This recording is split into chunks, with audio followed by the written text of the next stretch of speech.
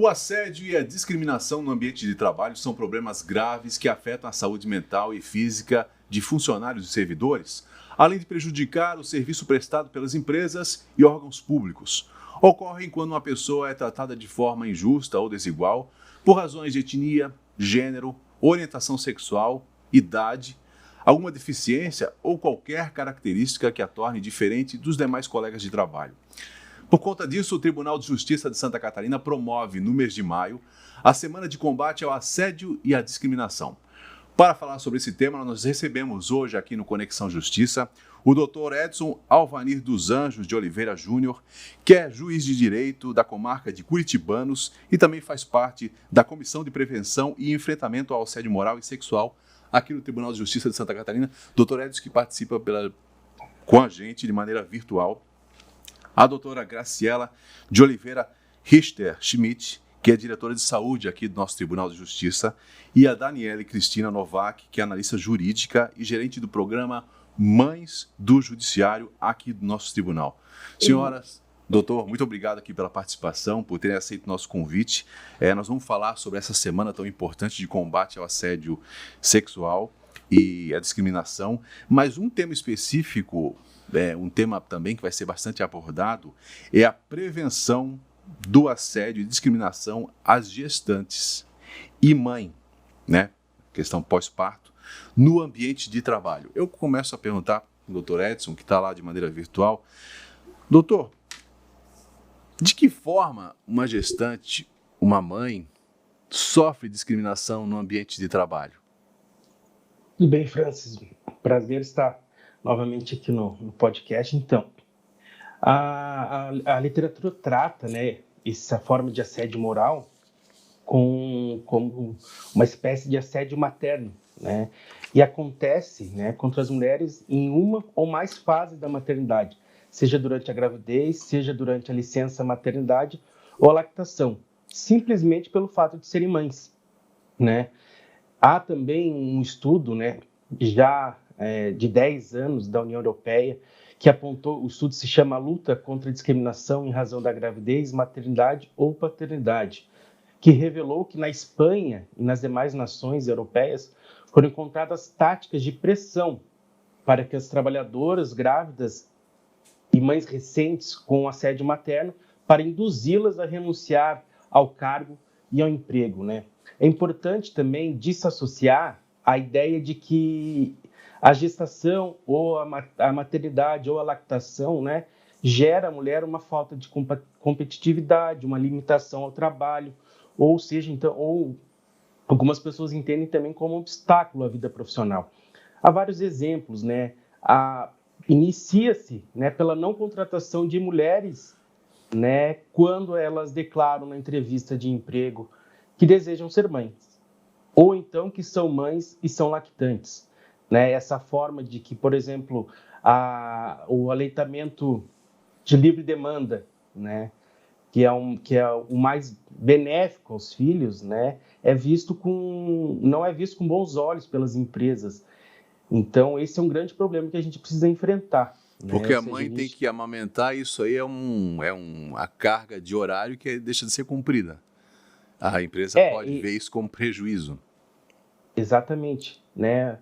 O que ocorre é que, exatamente isso que você falou, a empresa acaba entendendo como um prejuízo, o que não é, na verdade, né? O que a empresa não consegue entender é que o atendimento àquela criança na primeira infância vai trazer inúmeros, né, frutos ótimos para a sociedade no futuro, né? Então, assim, esse é um exemplo. Outro exemplo também é de cargos comissionados, quando a gestante está prestes a ter seu filho, é demitida, né? Ou seja, há ainda a possibilidade... É exonerada da função comissionada. Exatamente. Né? A meio de que ela fique, né, pelo tempo da licença maternidade, mais um prazo vinculada, né, àquele cargo, àquela função, mas depois o chefe pode demitir, pode exonerá-la, né? Ou seja, no momento em que a mãe mais precisa de um aporte financeiro, né, que a família precisa de um aporte financeiro, é ele retirado. Ou seja, né, então é muito, né, complicado. primeiros anos, né, do vitaliciamento como magistrado ou então como servidor, nos 3 anos até a estabilidade, muitas mulheres, deixam de engravidar com medo de que seja prejudicial, né, ao seu vitaliciamento ou à sua estabilidade. Então, é um assunto bem importante, né, que o tribunal está atento, por meio das 2 comissões, né, a gente tem as CPMAs do 1º grau e as CPMAs do 2º grau, e dentro do que a gente entende, além do acolhimento às pessoas assediadas, né, esse letramento, né, dos membros e dos servidores e magistrados do Poder Judiciário. A gente, sem citar exemplos específicos, mas a gente vê ao longo da nossa carreira profissional, né, como homem, né, também a questão das mulheres, e tem muitas que às vezes postergam esse planejamento familiar por questões profissionais, né? Não vou ter filho agora, vou ter filho mais tarde, porque agora isso vai prejudicar a minha ascensão profissional. Doutora, voltando agora na questão, na experiência de vocês, no que vocês veem no dia a dia do trabalho, como é que isso afeta psicologicamente a saúde da mulher? Essa pressão, vou ser mãe e vou enfrentar o meu trabalho. Então, Francis, hoje a gente tem que buscar dar esse apoio à gestação e à primeira infância. Do ponto de vista do trabalho da empresa, a gente vai ter resultados positivos com isso, e do ponto de vista social. Quando a gente fala disso, a gente tem que enxergar aquela gestante, a lactante, como uma pessoa que está construindo uma criança nova para a nossa sociedade, né? A criança que vai ser atendida adiante e que a gente está tentando evitar que tenha aí epidemias de autismo, de diabetes, de obesidade. Isso tudo, a primeira infância, a lactação, bem feita, diminui. Pensa um investimento do ponto de vista de saúde pública com um custo-benefício excelente. Né? Então, uma empresa ela não investe que a pessoa vai fazer um mestrado, um doutorado. Por que a gente não pode investir em uma mãe que vai ter uma gestação que vai gerar digamos que essa criança, ela está recebendo um cérebro e é uma janela de oportunidade para a gente construir um ser humano poderoso, forte, capaz, não só com menos doença, como a gente vai falar, porque a gente fala muito da lactação no sentido de diminuir diabetes, obesidade, né? De diminuir doenças psiquiátricas. Não, a gente está falando de outras habilidades que a gente está construindo para esse bebê, para esse ser humano, né? E para essa mãe, porque quando a gente apoia essa relação feita de uma maneira saudável, é como se a gente estivesse propiciando para essa mulher um amadurecimento, como se ela fosse para um doutorado, onde ela vai criar novas habilidades, ela vai fazer o ajuste, vai dar o apoio para o trabalho e vai fazer os ajustes necessários para poder atender essa criança de maneira verdadeira. Então, do ponto de vista social, é um investimento que não tem preço. O impacto que vai ter em diversas doenças, né? Do ponto de vista do trabalho, essa criança que ficar com a mãe vai ter um contato com ela, vai ter menos ausências ao trabalho, porque ela não vai cedo para a creche, vai ter menor exposição. Então, assim, não há dúvida no benefício. E a gente sabe que é muito desafiador você ter um bebê, você estar com ele, você fazer tudo o que é necessário para se dedicar. E por que não a gente dá esse apoio para essa mulher? Porque a gente fala muito dessa importância, mas o quanto que, enquanto sociedade, a gente apoia? E hoje, nesse instante, o Tribunal de Justiça está tomando medidas, o CNJ e o Tribunal de Justiça está tomando medidas para dar esse apoio. E eu tenho certeza que a consequência disso vão ser melhores servidoras com capacidades que a gente deseja, que os nossos servidores tenham e que, passado de maneira adequada por esse momento, essa mulher vai ter muito mais habilidades. Eu consigo ver de maneira prática o quanto eu pude crescer enquanto pessoa e o quanto hoje eu sou uma melhor gestora por ter sido mãe. E o quanto o contrário a gente pode fazer, que é pegar e dificultar a vida dessa mulher, colocá-la em estresse.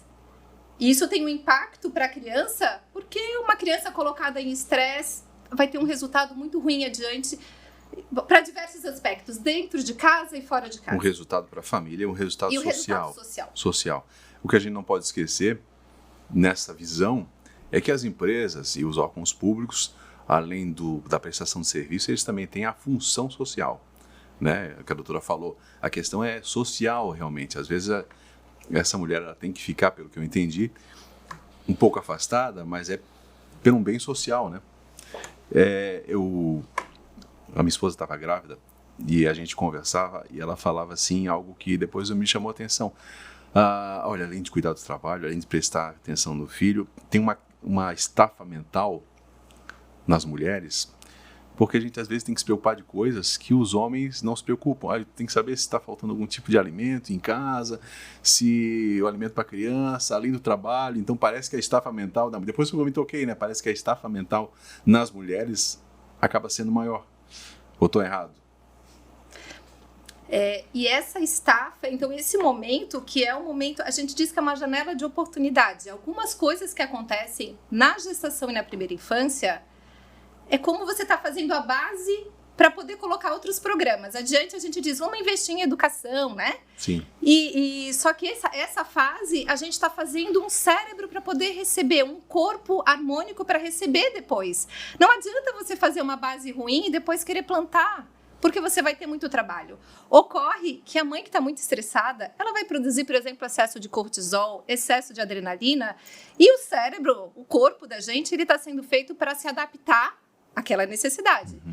Se eu crio uma criança dentro de uma barriga, com uma mãe em paz, numa sopa ali de hormônios saudáveis, essa criança ela vai vir de uma certa maneira, preparada para um mundo com convívio, com coisas que vão ser...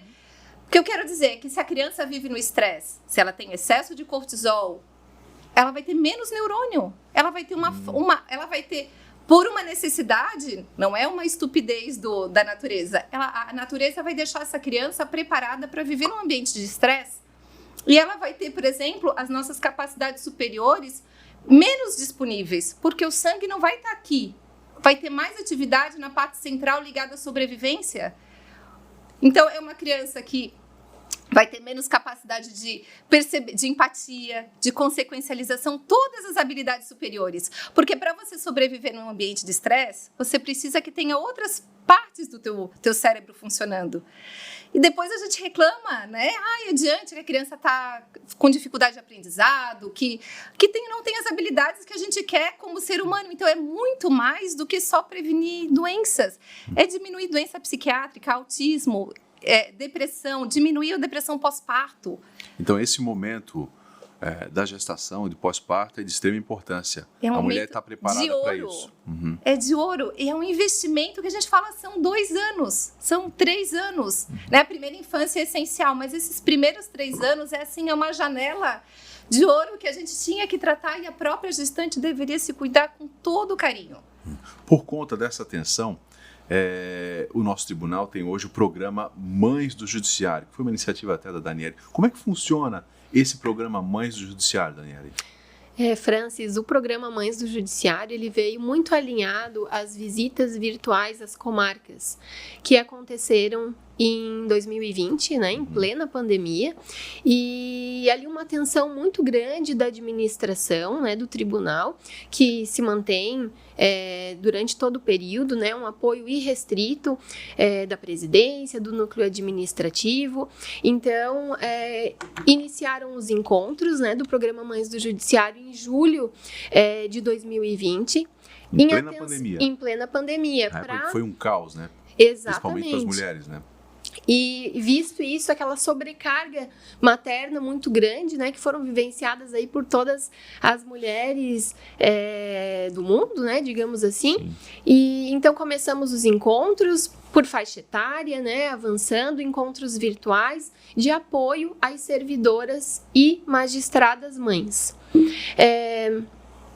Seguimos esses encontros até os dias atuais, já são então 8 ciclos de encontros, mediante aí apoio de uma equipe intersetorial. Então, o programa é vinculado à Diretoria de Gestão de Pessoas, com apoio da Diretoria de Saúde, da Comages, da Cevide, e o que a gente tem colhido desses encontros é uma maior aclimatação, né, uma transição mais tranquila, então, dessa mãe que exercia suas atividades, teve a sua gestação, fica um período, como bem você mencionou, afastada das suas atividades laborativas, com a energia totalmente voltada, né, esse período tão especial, e logo adiante ela precisa retornar.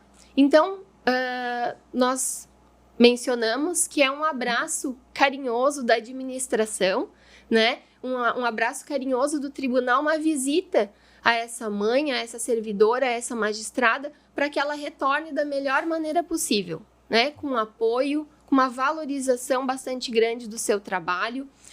Também essa atenção à primeira infância, como bem a doutora Graciela destacou. Então, o que os encontros oferecem?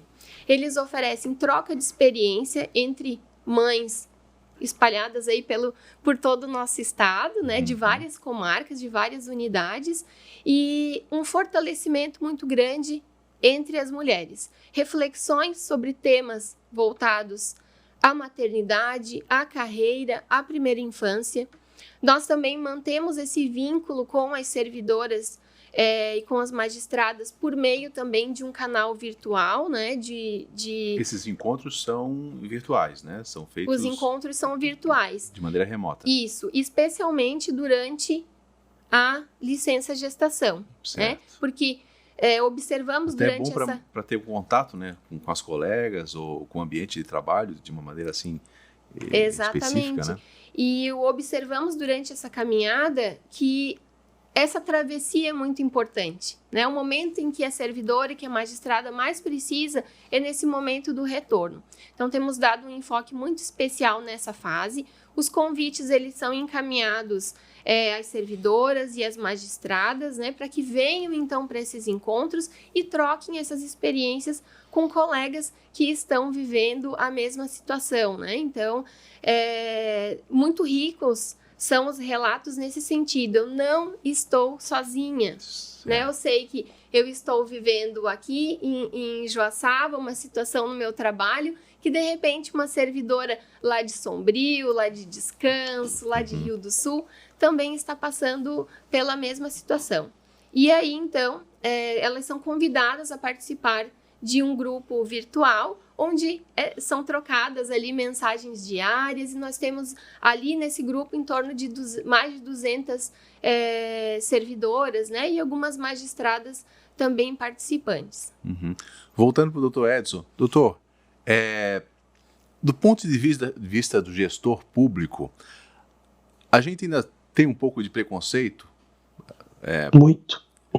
Vou nomear essa servidora para um cargo em comissão, um cargo de chefia. Olha, mas ela vai engravidar o ano que vem, eu vou ficar sem essa mão de obra.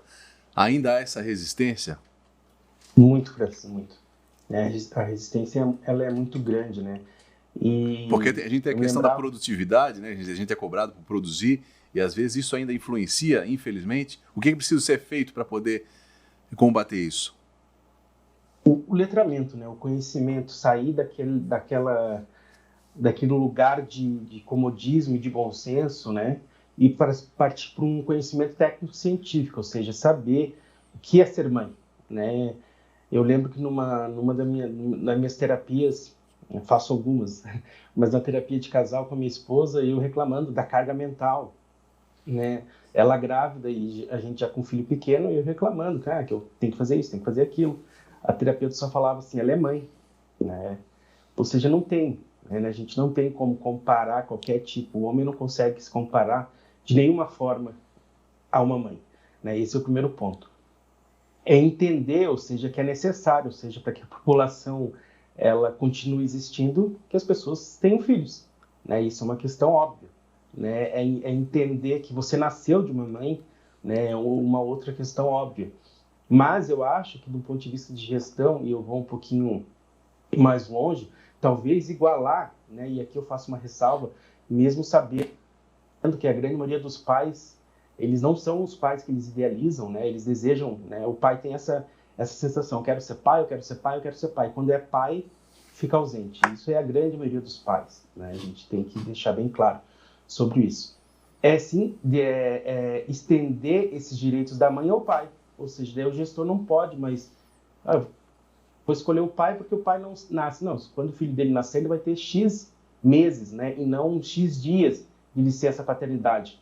Ou seja, a necessidade de que de que ele seja também autorizado, né, para levar o filho ao médico, né, para levar o filho à escola, que o horário dele seja modificado. Isso é visto com muito preconceito, né? Eu vou dar o meu exemplo aqui, fiz um pedido para residir numa cidade próxima a Curitibanos, que é a cidade onde minha família reside, justamente porque eu faço, né? Eu levo meus filhos à escola, eu levo ao médico, né? A gente tem 2 filhos, um de 3 meses ou de 3 anos, né? Então a gente se divide.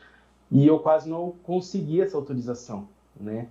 De participar da minha família, né? Ou seja, foram 4 votos contra 3 votos que negavam, né, esse meu direito. Muito embora exista na mesma cidade, na mesma comarca, uma mãe que mora aqui em Lages, onde eu moro, que foi deferido porque a filha dela é adolescente, entendeu?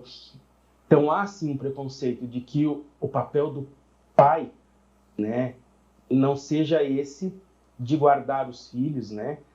E aí, por conta disso, as mães são deixadas de lado nessa ascensão aos cargos, né?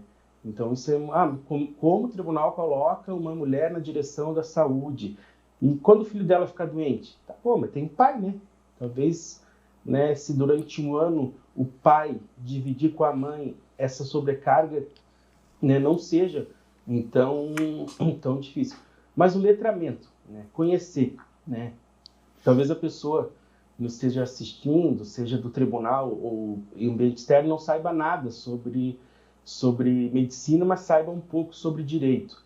E há na legislação, né, uma causa de diminuição de pena quando uma mãe, né, mata um filho, que é o estado puerperal, o infanticídio, ou seja, a própria legislação coloca, olha bem, matar pessoa, a pena é X, mas matar um filho no estado puerperal, a pena é muito diminuída. Por conta do quê? De toda essa carga emocional que existe, toda essa carga de hormônios, né? A doutora falou super bem sobre isso, né? Ou seja, o legislador coloca, olha, não dá para tratar a mãe que mata um filho da mesma forma que um homem que mata o filho ou que outra mulher que não esteja no estado puerperal, porque o estado ele é muito diferente, né? Então é importante esse acolhimento, né? A Daniele faz um trabalho fundamental, né? Desse acolhimento às mães, né? Porque realmente, né? Às vezes eu estou dormindo com o filho e a minha esposa está amamentando o outro à noite, e a noite é uma solidão, né? As noites das mulheres se tornam uma solidão. Então é importante. E tu imagina toda essa carga de trabalho em casa, todo esse problema hormonal, você chega no trabalho e ainda você é taxada como menos produtiva, como um funcionário relapso, porque você é mãe, né? Isso então a gente precisa acabar. Pode concluir, doutora. Uma coisa bem importante a gente entender que do ponto de vista hormonal, vários sintomas que a gestante tem, por exemplo, no começo da gestação, ela tem sonolência, ela tem muitas vezes náuseas, pode variar muito, mas de maneira geral está acontecendo algo super delicado que a natureza diz, te concentra nisso, a gente vai concentrar nossas energias agora que está formando o sistema nervoso do seu bebê. Então lá no primeiro trimestre às vezes as pessoas não enxergam, mas a mulher está com vários sintomas causados pelos hormônios, aumenta muito a progesterona, né? E por quê? Porque tem algo delicado que a gente não pode ter uma exposição, por exemplo, se eu pego uma virose nessa fase e tenho uma virose, pode ter uma perda do bebê ou consequências graves, com malformação. Então, a natureza tem a sabedoria dela, né? E toda a parte hormonal que faz com que a mãe se prepare para entender a face de uma criança que não sabe falar. Então, o cérebro vai funcionar diferente em todo esse período, né? Ela fica mais sensível, a capacidade atencional para coisas externas e focais diminui. Então, são questões hormonais e há uma inteligência nisso. E é importante que o gestor entenda a importância disso e apoie, porque o resultado adiante vai ser um resultado muito bonito se a gente der esse apoio, né? É essencial. Pegando só um ganchinho bem rapidinho, em relação a gestar, né? Eu lembro que uma vez eu estava fazendo um monte de coisa e minha esposa sentada e tal. E aí eu perguntei, pô, amor, pode ajudar ela assim, só um pouquinho? Tô terminando de fazer um coração que já te ajudo. Né? Ou seja, é justamente isso, né, que a doutora disse, né? Criando um ser humano, formando, né, desde o início. Por conta disso, nós temos uma novidade aí, dentro do nosso tribunal, né, que é uma resolução que possibilita, né, que a mulher tenha essa atenção maior. É uma resolução, a resolução número 9, né, desse ano, foi publicada até no mês das mulheres, né, que tem um regime, ela beneficia, como é que é, Daniele? Principalmente as mulheres que têm um regime não presencial, é isso? Como é que funciona esse regime especial para as mulheres gestantes? Perfeito, Francis. Então, essa mudança, né, foi incorporada rapidamente aqui pelo nosso Tribunal de Justiça. Ela está relacionada com uma resolução do Conselho Nacional de Justiça que passou a prever a condição especial de trabalho também às gestantes e lactantes, consideradas então como mobilidade reduzida. Então, as magistradas e servidoras do Judiciário Catarinense que estejam no período de gestação e também de lactação, então de gestação a partir da comprovação da gravidez e da lactação até os 24 meses do lactente, podem solicitar a condição especial de trabalho, inclusive na modalidade de trabalho não presencial sem aumento de produtividade. O processo, inicialmente, ele tramita na junta médica, que faz um parecer, né, à luz dos laudos, então, trazidos por essa mulher. No caso de gestação, o laudo do obstetra, né, que então atesta a gravidez e a idade gestacional. E no caso da lactante, também um laudo do pediatra que declare, né, que ela está em efetiva amamentação. O processo, passando pela junta médica, né, realizado um parecer, e ele segue, então, para a diretoria de gestão de pessoas para análise, né, pelo deferimento ou indeferimento do pedido. Sendo aprovado, ela tem um regime de trabalho não presencial, home office ou teletrabalho? Exatamente. Esse é um dos pedidos que ela pode realizar, mas sim, ela pode então indicar entre o home office e o teletrabalho. O que a gente gosta de destacar, Francis, é que esse pedido, ele não necessita da anuência do gestor. Entretanto, orientamos as nossas colegas a conversarem, né, com o seu gestor, com a sua gestora, para alinhamento, para também, dentro desse viés de uma... Para o gestor se planejar também melhor. Para o gestor se planejar, né? Para que haja essa confiança, né? Para que haja essa situação mútua de que, de repente, Francis, sim, a gente pode atuar no espaço do trabalho e ter essa abertura, não é mesmo, com os nossos gestores, colocar as nossas necessidades e, sim, ser visto como um ser humano integral, né? Aí na maior acepção do que preceitua a Organização Mundial de Saúde, também no conceito de saúde, não é mesmo? Que verifica o ser humano aí de forma integral. Então, converse com o seu gestor, alinhe e assim, com certeza, acesse, né, não é mesmo, esse direito que o tribunal está colocando, né, para as nossas gestantes e para as lactantes. A gente também, Francis, ressalta que esse foi um pedido também assim de uma evolução das reflexões que vieram do programa Mães do Judiciário. Então, são encontros muito frutíferos nesse sentido, para a gente conversar sobre a maternidade, para a gente conversar sobre a carreira, sobre a primeira infância, né, sobre essa atenção muito valiosa que aqui o nosso Judiciário Catarinense faculta aí às servidoras e às magistradas mães. Essa condição especial de trabalho, ela vai a partir do momento que for detectada a gravidez, possivelmente, e até que idade da criança? Então, essa possibilidade. No caso das lactantes, né, o que ficou estipulado é que as lactantes elas podem realizar esse pedido de condição especial e então ficou estipulado até 24 meses de idade do lactente. Que é o período que geralmente saudável assim para a amamentação, né, doutora? É a recomendação da Organização Mundial da Saúde, né? A gente pode amamentar depois, mas a gente sabe que poucas mulheres chegam a amamentar até 6 meses e muito menos até 24 meses. Principalmente em virtude das dificuldades que a gente encontra. Mas cada vez mais a gente tem estudos que mostram a importância da lactação. né? Pelo leite, é verdade, mas tem a outra coisa que a mãe que é uma lactante, ela tá junto do filho. E isso já é algo precioso. Né? Eu fico sempre em dúvida o que é o leite e o que é a mãe. Então, a mãe que não consegue amamentar integralmente, às vezes fica sentida com isso, mas a presença da mãe junto da criança já tem um papel importantíssimo. Porque né? eu fico imaginando a situação da mãe que está voltando ao trabalho, né?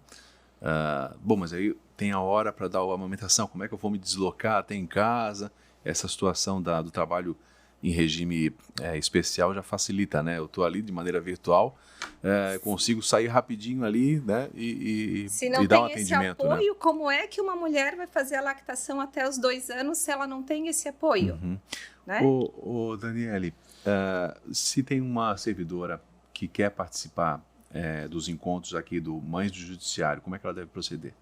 Ela pode entrar em contato, né, com a nossa equipe. É um trabalho feito assim a muitas e muitas mãos, né? Nós temos colegas da diretoria de gestão de pessoas, da diretoria de saúde, né, da Comages, também da Cevide, que estão conosco nesse trabalho. E nós temos uma página. Então, ali no nosso site institucional do tribunal, é só digitar lá na barrinha de busca, Mães do Judiciário, entra na nossa página, envia um e-mail para nós, tem todos os contatos ali.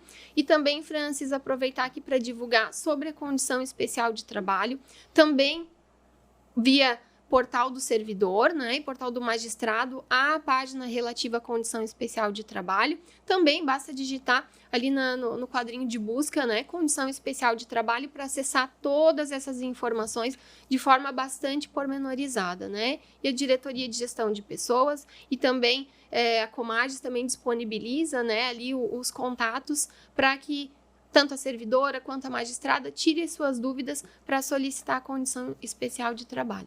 Ok.